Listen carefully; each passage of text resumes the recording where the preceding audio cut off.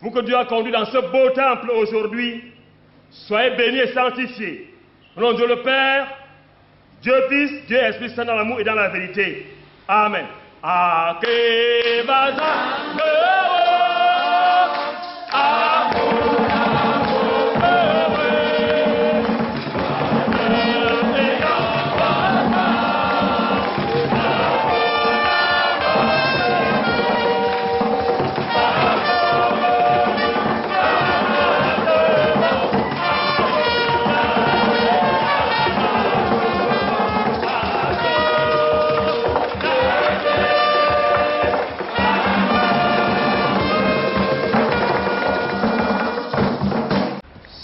Si me za menyo ave zata de bon mine mete ali ma ni paris si tina ko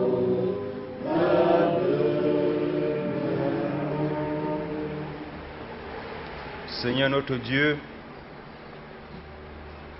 tu es le Dieu qui a créé toutes choses. Tu es le Dieu qui donne la vie. Tu es le Dieu de l'espérance. Seigneur, nous te disons grandement merci pour ce nouveau jour. Au moment où tu nous invites à réceptionner une partie des travaux de ce temple d'Oyak Emmanuel. Merci Seigneur parce que jusqu'ici tu nous as précédés. Nous avons commencé avec toi, Seigneur. Nous avons la ferme assurance que nous cheminerons durant le restant des articulations de ces liturgies avec toi.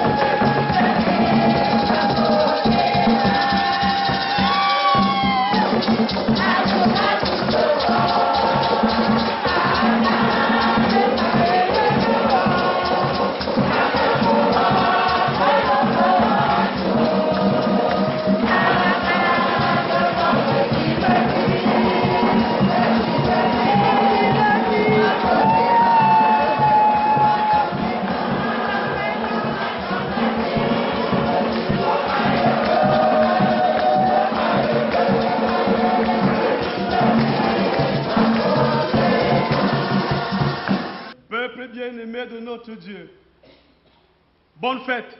Merci. Bonne fête, oh. Merci. Merci, là, les cris, nous font vivre la fête là, ça ressemble à la fête. C'en est une. C'en est une. Bien-aimé, vous savez, notre vie, moi celle des chrétiens, devrait être une vie d'action de grâce. Dire sans cesse merci pour tout ce que le Seigneur fait pour nous. Et reprenons avec le psalmiste ces belles paroles. Mon âme bénit l'Éternel, que tout ce qui est à moi bénisse son nom. Mon âme bénit l'Éternel et n'oublie aucun de ses bienfaits. Il ne faut jamais oublier les bienfaits de Dieu. Ils sont grands d'ailleurs dans notre vie. Nous voulons remercier ce Dieu, remercier son prophète, son ange qu'il a bien voulu envoyer dans cette communauté paroissiale, le révérend pasteur que nous avons appelé 3MG, n'est-ce pas? Oui.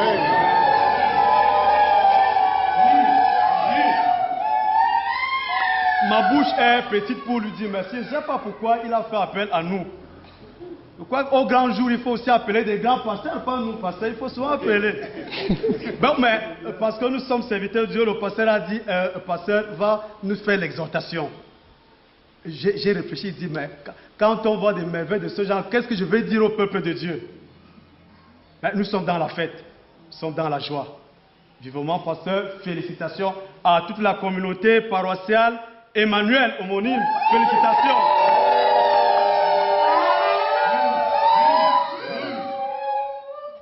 Et la petite exhortation que j'ai voulu partager avec nous, le pasteur nous a rassuré, ce n'est pas la dédicace. Il ne faudrait pas aller vite en besoin. La dédicace, nous viendrons la faire, n'est-ce pas? Très bientôt. Mais maintenant, nous voulons réceptionner cette grande partie.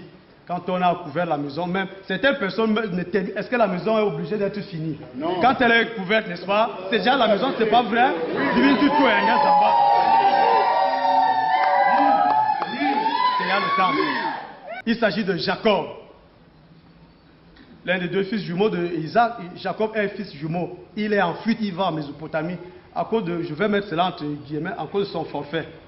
Il a fait quelque chose, je ne sais pas où, c'était bien ou c'était pas bien. Il a arraché la bénédiction de son frère aîné. La Bible nous dit souvent c'est à cause de haricots.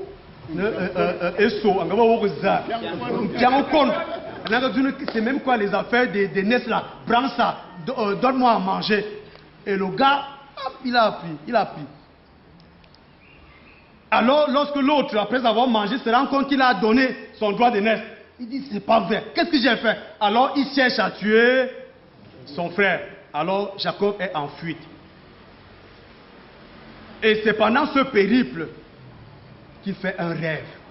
Je voudrais prendre un peu le contenu de ce rêve au verset 12.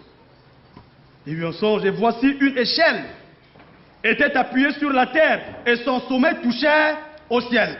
Rêve. C'est quelle longue échelle là? Ça part du bas pour le sommet, ça touche le ciel. C'est pas vrai. Et il dit également, il voit des anges qui montaient et qui descendaient. Et il dit, c'est pas vrai. Et au sommet de cette échelle, Dieu se tenait. Et qui lui parle, il dit, mon fils, je t'ai béni. Je vais bénir ta postérité. Tout ce que tes mains entreprendront sera béni. Jacob a été béni.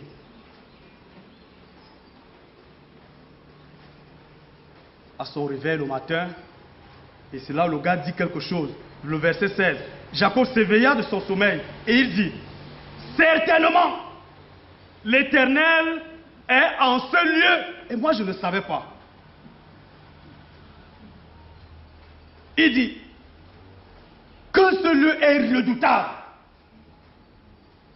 C'est ici la maison de Dieu. Et c'est ici la porte des cieux. La porte des cieux, pourquoi? Parce qu'il a vu des anges qui partaient du ciel, de la terre pour le ciel. Donc le ciel peut s'ouvrir. Les grands théologiens disent, voilà le premier temple. Le premier temple dans l'histoire des religions qui a été bâti par Jacob. Et quand il se réveille, il dit, c'est pas vrai. Donc Dieu est ici. Je ne le savais pas. Il dit, c'est la pierre sur laquelle la tête était posée. C'était la première pierre de l'édification du temple. Hein? Cette pierre que j'ai dressée pour monument, le verset 22, sera la maison de Dieu. Alors il y a Emmanuel construit. Tu ne construis pas la maison de 3MG. Accorde-moi ta propre maison. C'est la maison de Dieu. Et ce n'est pas seulement la maison de Dieu, c'est aussi quoi pour toi? C'est aussi quoi pour toi? Bien construit. Zalon a Adam Obodi, un Soudo, Women Watonga, Wayam Bewaya, Ayob.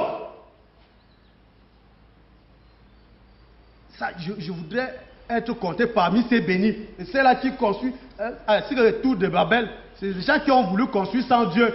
Ils voulaient aller au ciel et Dieu les a dispersés. Mais fais avec Jacob, construis ta porte des cieux. Lorsque le Seigneur nous accorde la grâce de recevoir, ou du moins de réceptionner, cette toiture du temple de la paroisse Oyak Emmanuel, c'est une joie pour nous de vous recevoir cet après-midi pour cet heureux événement. Permettez-moi de vous situer pour vous dire que la pose de la première pierre de ce temple a été faite le 25 décembre 2016. Il y a à peine un an que nous avons commencé cet ouvrage. Et lorsque nous sommes rendus à ce niveau de réalisation, certainement des questions fusent de toutes parts. Il est difficile d'expliquer à qui que ce soit comment cela s'est produit, s'est réalisé en si peu de temps. Mais aujourd'hui, à travers cette réalisation, nous pouvons tous ensemble dire que le Seigneur a fait pour nous de grandes choses. Et avec lui, les exploits sont possibles. Si vous n'avez pas été présent dans cette maison de prière, vous ne pourriez jamais accepter ce qui s'est passé ici.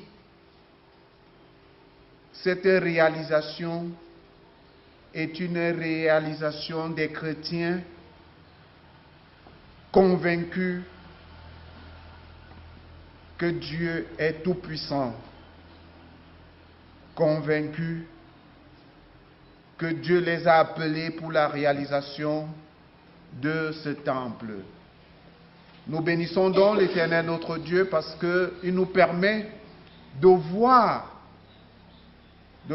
ce bâtiment, de voir cette toiture. Et comme le prédicateur l'a si bien dit, lorsqu'il y a déjà la toiture, on peut se reposer. Et je crois que tous ceux qui sont là ressentent la paix, véritablement la paix. Et je disais dimanche dernier que depuis que je suis pasteur, c'était la première fois de ressentir la charge et le poids de la grâce de Dieu sur nos épaules. Nous bénissons donc le Seigneur parce qu'il va nous permettre de continuer cet ouvrage parce que ce n'est pas la fin. Et nous allons donc continuer à attendre vos contributions pour la poursuite de ce travail. Et comme nous l'avons dit, c'est un temple qui a eu une planification pour 3 ans, pour 3 années. La deuxième phase va consister en l'élévation des murs et en le coulage du sol après avoir fait le remblai nécessaire. Donc vos contributions vont continuer à être attendues. Bénissons Seigneur pour avoir suscité dans cette paroisse d'Aurillac Emmanuel, à travers ces chrétiens, la volonté de te bâtir la demeure que voici, rendue à cette étape de la toiture, Père éternel. Nous voulons te bénir, Père, de toute grâce,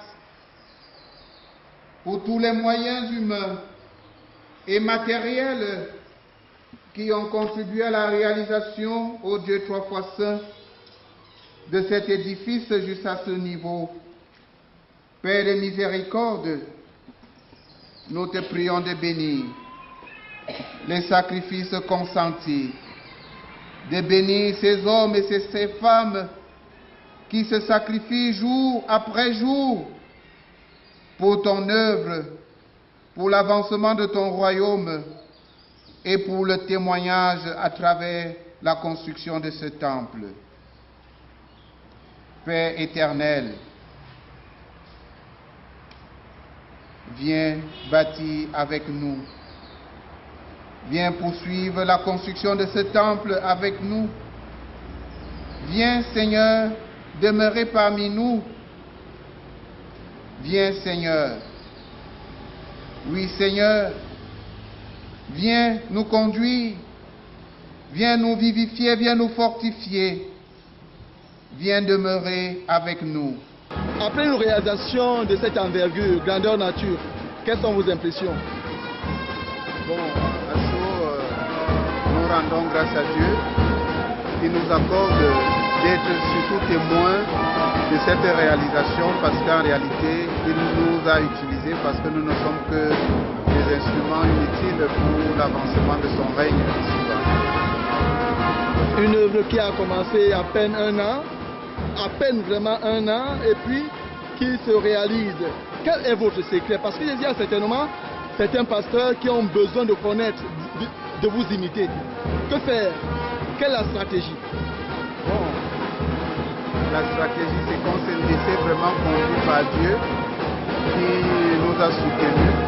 Il serait vraiment prétentieux de notre part de vous dire que nous avons fait quelque chose de spécial. C'est vraiment un exploit.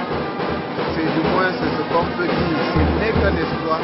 Et cet exploit, c'est le Seigneur qui a permis qu'il soit réalisé. Et lorsque nous essayons de regarder l'ensemble du consort Maquette, pour finir, on peut quand même imaginer que ça c'est un chef-d'œuvre architectural, grandeur nature. Si je ne m'en abuse, on peut appeler ceci quand même la cathédrale du consistoire. Bon, vous en êtes fiers? Si c'est ce nom que vous donnez, bon, je ne sais pas. Nous avons conçu un temple. Si c'est une cathédrale, on ne sait pas. Bon. Et si on appelait ainsi, ça veut dire que ce n'est pas la cathédrale parce qu'on ne sont pas catholiques, mais quand même de cette dimension-là, on peut quand même en être fier. Pour la gloire de Dieu. Toute la gloire revient à Dieu. Aucune fierté de notre part. Aucune fierté. Toute la gloire revient à Dieu. Un mot à l'endroit de ceux qui veulent vous imiter. Confiez-vous à Dieu et il vous conduira et tous vos projets réussiront.